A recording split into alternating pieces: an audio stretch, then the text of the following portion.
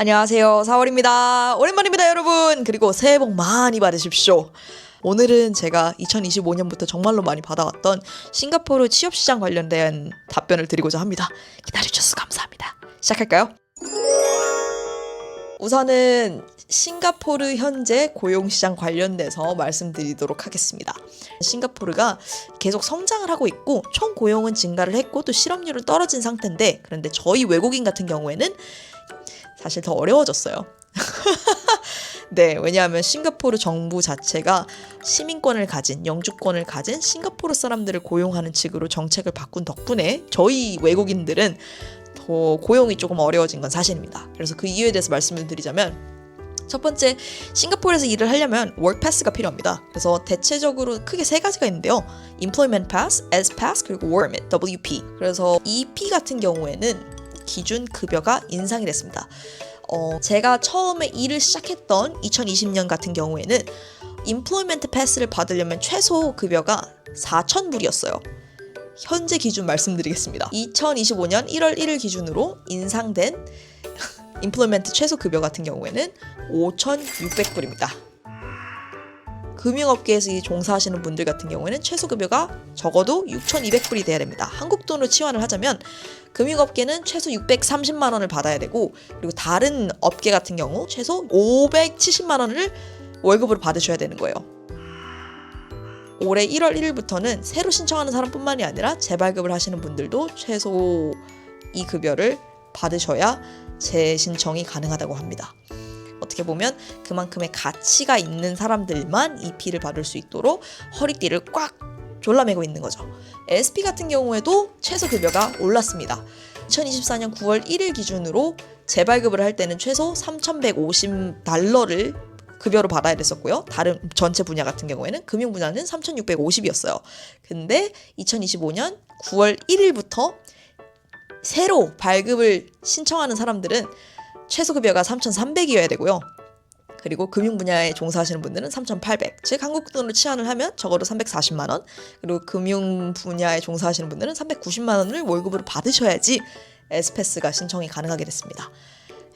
그리고 이제 올해 9월 1일부터는 재발급, 연장을 하고자 하시는 분들도 이만큼 급여가 인상이 돼야지 싱가포르에서 일을 할 수 있는 자격이 된다 라는 뜻을 비치고 있는 거죠. 그래서 이런 부분들 때문에 사실 제가 데이터를 좀 찾아봤는데, 싱가포르 Ministry of Manpower, 즉 한국으로 따지자면 고용노동부에서 보여준 데이터에 의하면 2023년 12월 기준으로 EP를 가진 사람들이 대략 20만 5,400명이 있었습니다. 근데 2025년 6월 기준으로 대략 4,000명이 사라졌어요. 그러니까 20만 1,200명이 있다고 합니다. 그리고 S패스 같은 경우에도 2023년 12월 기준으로 17만 8,500명이 있었지만 현재 2025년 6월 기준의 데이터를 봤을 때 가장 최근이에요. 17만 7,600명이 있다고 해요. 그러니까 점점 줄어들고 있는 추세죠. 이제 EP와 S패스를 갖고 있는 사람들이. 왜냐하면 회사에서도 이만큼의 월급을 주고 고용할 수 있는 사람을 찾기가 점점 더 부담스러워지니까요. 마지막 Work Permit 같은 경우에는 변화가 있을까요? 사실 데이터적으로 봤을 때는 Work Permit을 받는 사람들은 점점 늘어나고 있어요. 2023년 12월 기준으로 111만 3천 명이 있었고, 이제 2025년 6월 최근 기록으로 의하면 118만 2,500명으로 늘어나는 추세입니다. 즉 이제 EP와 SP를 주는 것보다는 Work Permit을 주는 쪽으로 변화가 진행되고 있는 거죠. 어떻게 보면 완전히 고용시장의 문이 닫힌 것은 아니다. 대신 Work Permit이 아닌 EP나 SP를 받을 수 있는 그 가능성은 점점 어려워지고 있는 추세다. 요약을 해드리자면, 외국인 채용 기준이 과거보다 훨씬 더 강화가 되었고, 그래서 주니어 초급으로 초급 역할로 들어갈 경우 EP를 받기는 어려워졌고요. 대신 SP를 받고 들어갈 수 있고, 아니면 진짜 내가 정말로 싱가포르에 가고 싶다, 그러면 Work Permit으로 받을 수 있는 가능성은 여전히 열려 있습니다. 다만 Work Permit 같은 경우에는 그거를 신청할 수 있는 회사가 제한이 되어 있어요. 그러니까 모든 회사에서 Work Permit을 줄 수 있는 게 아니라 그거를 줄 수 있는 회사와 그거를 줄 수 있는 분야와, 그리고 만약에 그 회사가 그 분야에 소속이 되어 있더라도 할당량 쿼타가 있기 때문에 아마 특정 숫자의 로컬 분들, 즉 싱가포르 사람이나 아니면 영주권자를 고용을 한 회사여야지만 워크 퍼밋을 줄 수 있는 걸로 알고 있거든요. 그래서 이런 특정 조건들을 맞춰나가는 게 조금 더 어려워졌다 라고 생각을 해주시면 감사하겠습니다. 이렇게 싱가포르 고용시장이 이런 상황이고요. 이 기본 지식을 바탕으로 이제 제가 받은 질문들에 대해서 답변을 드리고자 합니다. 기다려주셔서 감사합니다. 그래서 첫 번째 질문 같은 경우에는 이제 만 35세이고 다른 산업 직무로 이제 주니어 레벨로 커리어 전환이 가능할지, 외국인 입장에서 현실은 어떨지 질문 감사합니다. 우선 결론적으로 말씀을 드리자면 나이는 전혀 상관이 없습니다. 본인이 이만큼의 급여를 받을 수 있는 사람이라는 걸 증명만 하면 되거든요. 우선 EP로서 받는 거는 많이 어려울 것 같습니다. 왜냐면 주니어 레벨로 한 달 월급 5,600을 받는 게 사실 많이 어렵잖아요. 그래서 노려본다고 하면 SP인데 SP 같은 경우에는 모든 회사가 제공을 해줄 수 없고 이제 그 할당, 아까 말씀드렸던 쿼타 있잖아요. 싱가포르 사람이나 아니면 영주권자를 얼마만큼이나 고용을 했는지 그 쿼타에 따라서 이제 고용을 할 수 있는 비율이 있기 때문에 아무리 고용을 하고 싶어도 쿼타가 안 된다면 외국인 고용이 어려우니까요. 그래서 제일 중요한 거는 나이보다는 실무 스킬과 급여 조건 만족이 제일 중요한 것 같습니다. 그래서 전환을 할 때 본인이 갖고 있는 그런 경험과 스킬셋을 어떻게 그 새로운 분야에 접목시킬 수 있을지 그것만 제대로 설명을 해주고 그것만 제대로 보여줄 수만 있다면 충분히 가능할 것 같습니다. 그래서 정리를 하자면 첫 번째는 EP보다는 SP를 노리는 게 정말로 좋을 것 같고요. 그리고 그 SP라는 쿼타를 줄 수 있는 회사를 찾는 게 정말로 중요할 것 같습니다. 그래서 이거를 찾는데 제일 좋은 방법은 사실 링크드인과 그리고 헤드헌터 분들을 직접 찾는 건데요. 왜냐하면 싱가포르 같은 경우는 여전히 두 가지 방식을 위주로 진행을 하고 있습니다. 누군가가 추천을 해줘서 추천서를 받고 들어가는 것도 정말 좋은 방법인데 다만 이거 같은 경우에는 리퍼럴을 받더라도 회사에서 고용을 할 수 없다면, 쿼타가 없다면 진행이 불가능하기 때문에 일단 HR 인사과 분과 얘기를 통해서 외국인을 고용할 수 있는 쿼타가 있는지 없는지 확인을 하시고 그 다음에 진행을 하는 게 중요할 것 같습니다. 네, 감사합니다. 그럼 두 번째 질문으로 넘어가도록 하겠습니다. 이번에는 40대 중반 의류학 전공 대략 17년 정도의 패션 관련된 업계에서 경력이 있으신 분이시고 영어는 intermediate high, 즉 중상위권 정도 하실 수 있는 한국 사람이라면 싱가포르에서 일을 할 수 있는, 이제 싱가포르로 이직할 수 있는 기회가 있을까요? 라고 질문을 해주셨는데요.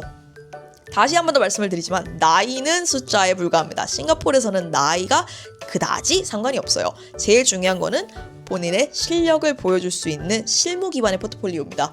그래서 경력 기반 포지션으로 신청을 하신다면 충분히 가능성이 있다고 봅니다.